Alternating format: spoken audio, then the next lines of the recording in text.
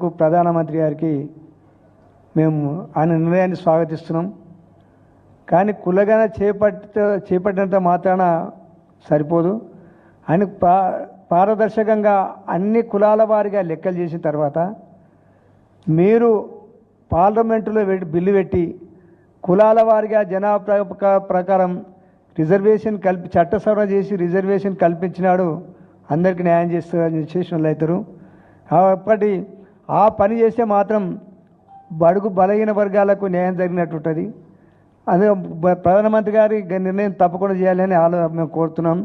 దాంతోపాటు ఇక్కడ స్టేట్లో ముఖ్యమంత్రి రేవంత్ రెడ్డి గారు ఇప్పుడు కామారెడ్డి డిక్లరేషన్ కానీ దాని ప్రకారం నడుచుకుంటే మంచిది. అది కాకుండా మన అసెంబ్లీలో నిన్న మేము మేము తీర్మానం చేసి పంపినాం కేంద్రానికి అన్నారు. అటువంటి చాలా పంపినాం. కేసీఆర్ టైంలో చాలా పంపినాం. శాసనసభలో